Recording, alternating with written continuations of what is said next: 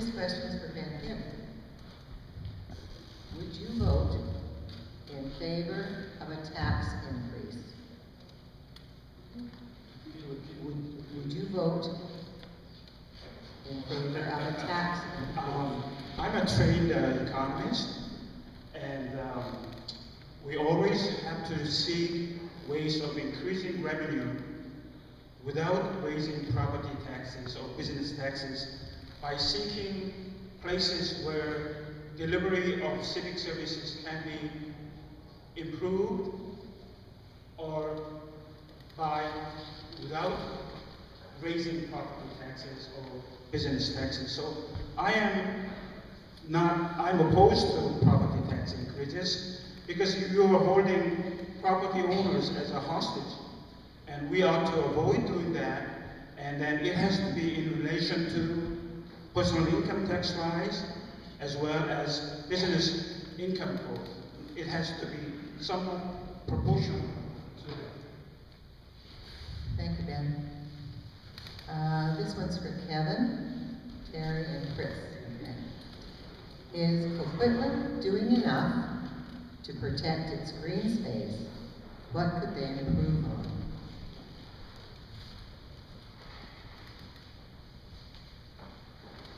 Burquitlam's doing an okay job at protecting the current green space we have. We're redeveloping some of our parks. There's all these new park plans in place. The problem is we don't have enough green space, and the real problem is areas like where I live by Centennial School, or this area here where it's like a lot costs $600,000, right? It's like, oh, I can't just buy 2 more lots. So we really have to be careful what we're doing and making sure that the footprint we have in our city right now isn't growing too fast. You know, if you look at the northeast corner of our city, we still have some farms out there. We want to keep those, right? That's good. Growing things in your community is a good thing. So we have to be really careful to make sure that we're keeping at least what we have and not decreasing our footprint too much. Thank you. Terry?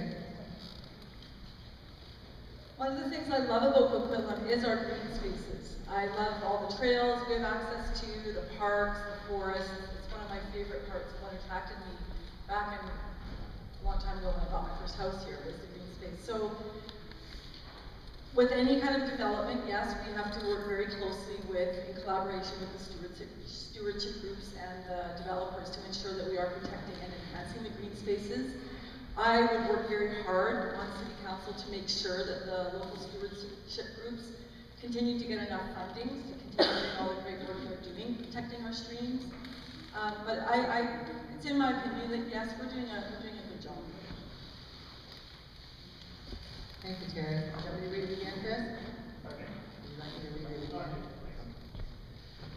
This is a topic that's very important to me. I think the city is probably at about a C+ when it comes to protecting green spaces.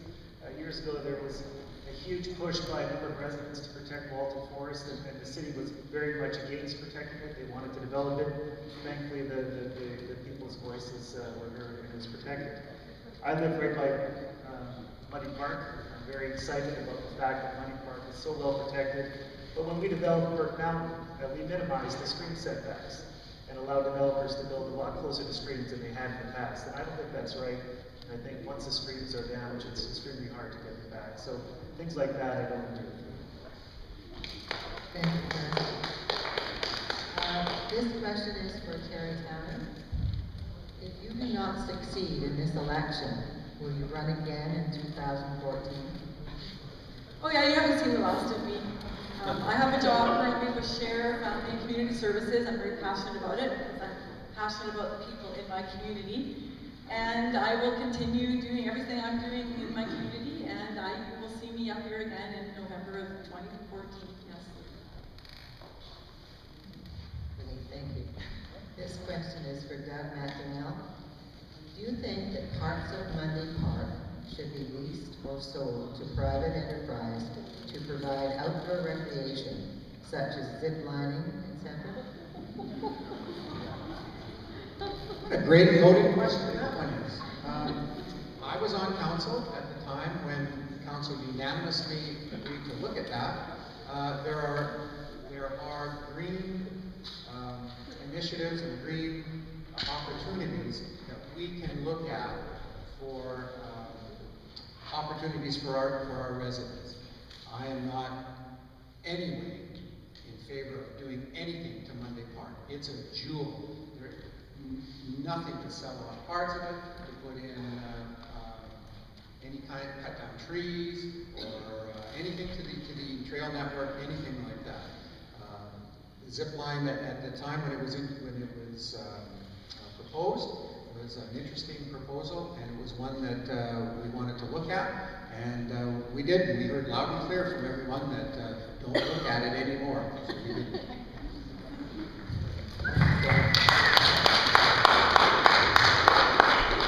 Another question for Kevin. Do you draw a distinction between the homeless due to tragic circumstance and the homeless by choice, and what do you propose for each?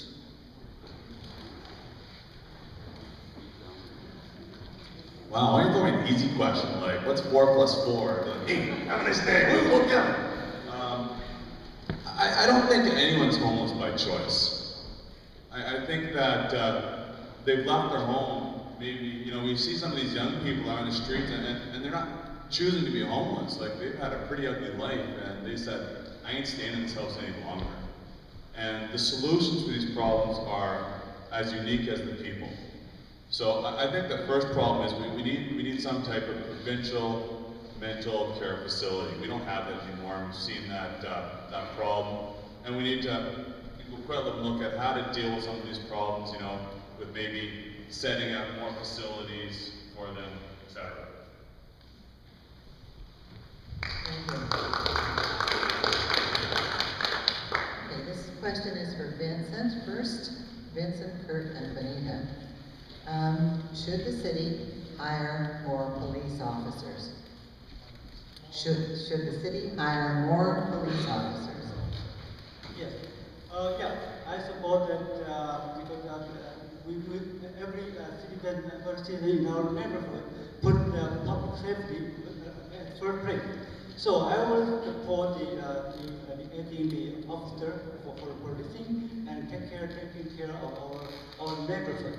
And we need to be careful to put at least a chunk of budget into taking care of our public safety. Thank you. Thank you, Vincent. Kurt?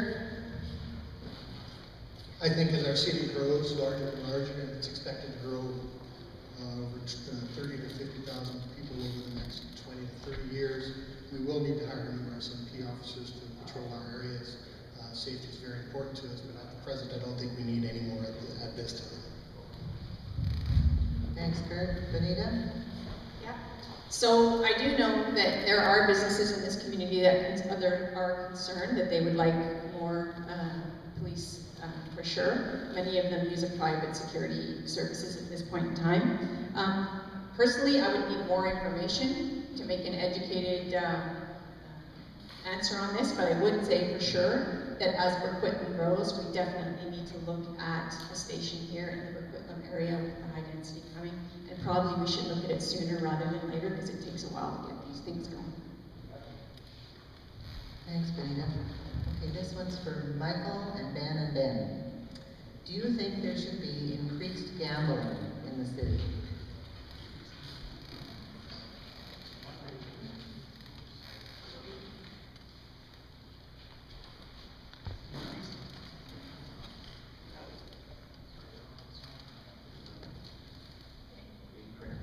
Increased gambling in the city. To be honest with you, I'm not a fan of gambling. However, we do have a casino here, and the funds are well used to support some of the things that we require in regards to sports facilities and monies that go out to arts, etc. Personally, I don't gamble, minus the lottery, and I don't really support it as such.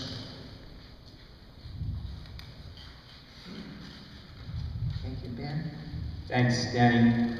Increased gambling in the city, I think it's like any vice, is always going to be with us, but requires regulation for those who can't necessarily control their habits.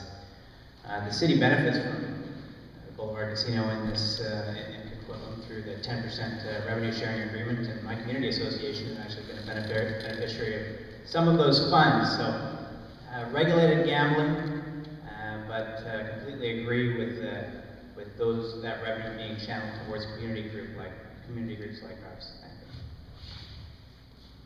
Thanks, Ben. Ben?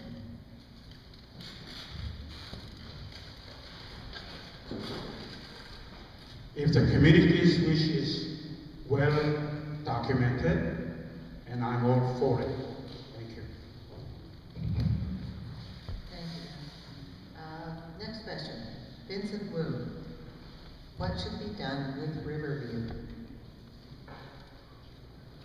What should be done with Riverview? Yes, just like I've said that Riverview is part of our Burquitlam history, and I visited the field and the land pretty often, and I think there will be our natural asset in our city. So I would like to see preserve the land. Yeah, that's my position. Thank you, Vincent. This one's for Benita. What do you think of all the new buildings and high-rises in the Burquitlam area? Do you plan to support more?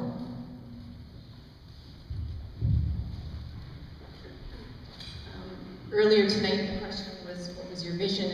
And I didn't get a chance to answer it, but first thing that popped into my mind was a very vibrant community that didn't exist anywhere else in Burquitlam. I think this could be a wonderful pocket to have people moving around, vibrancy, but we need to keep a real neighborhood feel to it.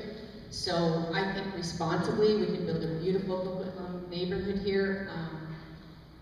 I'm not against density, but I'm against thoughtless density. But I certainly envision that this could be a wonderful, wonderful, vibrant area for people to walk and play, green space, and it can be done very good. Thank you. This is for Barry Lynch. All cities are facing fiscal challenges. How would you balance the budget?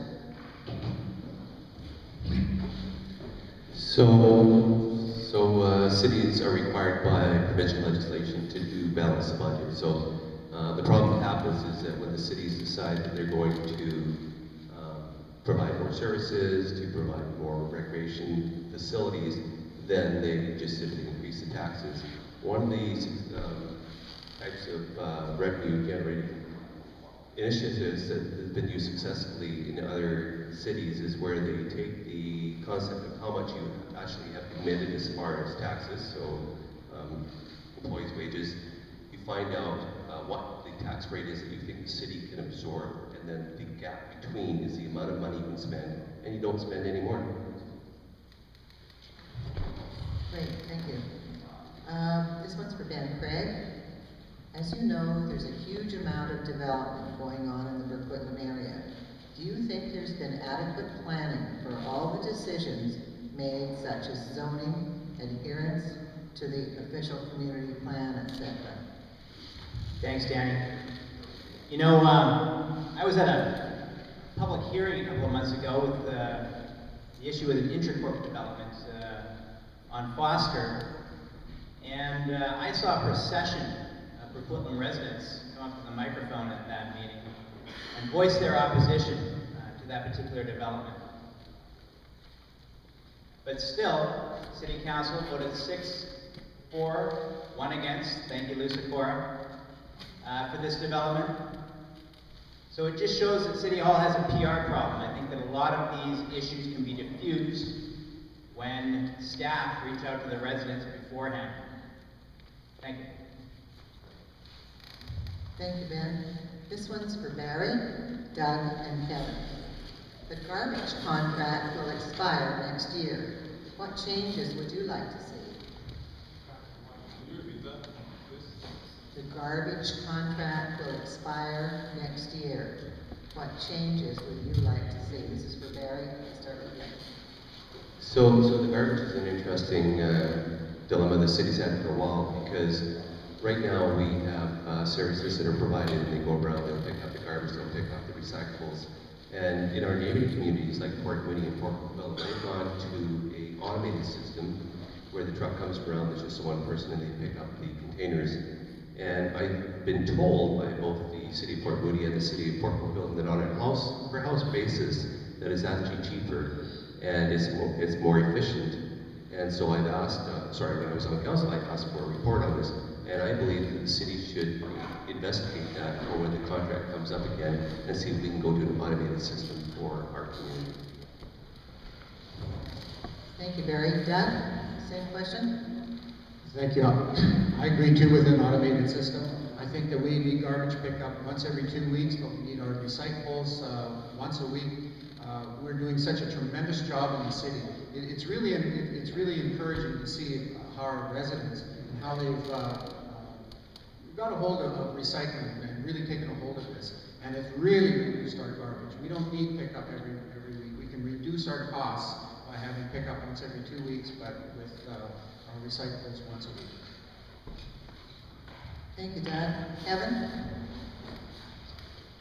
Metro Vancouver has a policy about garbage that Burquitlam actually doesn't follow. That's the policy that was mentioned by Doug. That's every other week is garbage pickup and weekly recycle pickup. I think that would be a great policy for us to employ.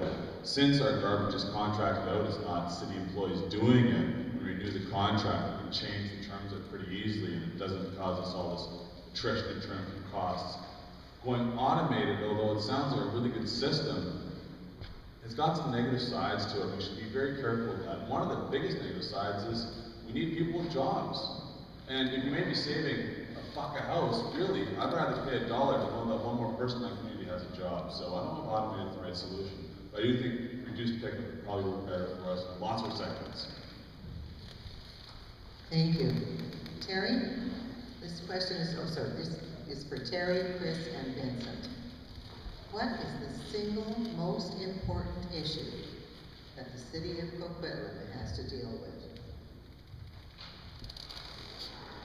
The single most important issue the city is dealing with right now, I believe, is the rapid rate of growth. I've looked at the regional growth strategy and the projections of the population, and our city and our area, the people want to live here. We live in a fantastic part of the province, of the Lower Mainland. And so we have to get creative with housing and amenities and how we can welcome people that want to live here, but also keep the current residents, our quality of life and everything I talked about earlier, keep that at the proper levels too. So the challenge to me is all because of growth and what goes along with the rapid growth. Thank you, Terry. Chris? To me, the single most important is the rapid growth, or the growth around the SkyTrain line.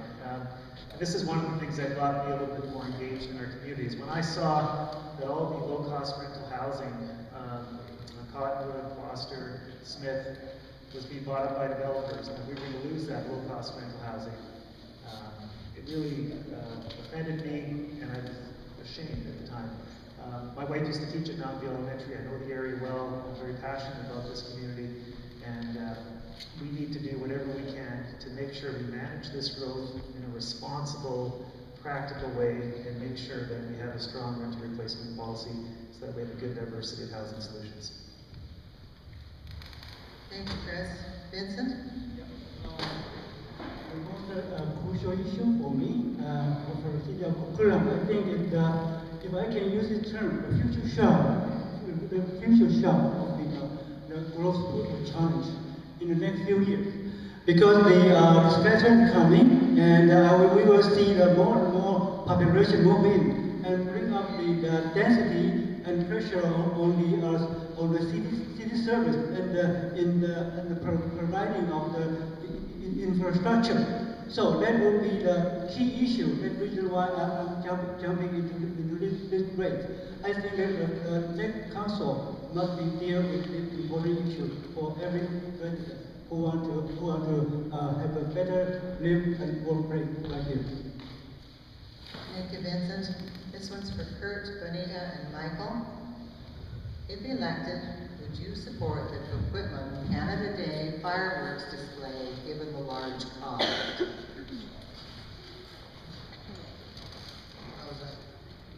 I was at this last July 1st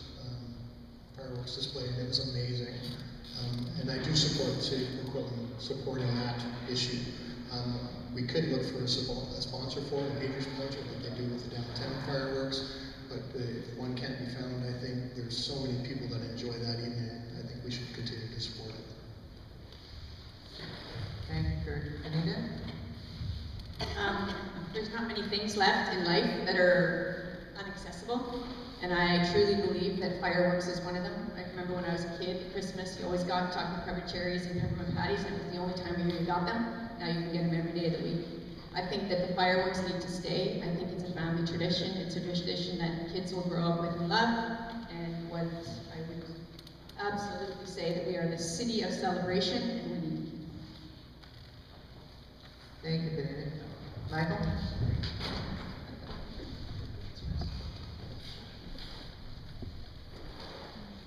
Personally, I support Canada Day display, and I think the wise thing to do would be to look at getting some sort of sponsorship, because this is a community thing. This is something that actually gets people out. This gets people involved. It gets some civic pride going. And to be quite frank with you, I'm a passionate Canadian, and so for me, Canada Day is a big day. And I think that people should really, really embrace that. They should embrace their city. So yeah, spend the money if necessary, but find a sponsor if possible. Okay. This one's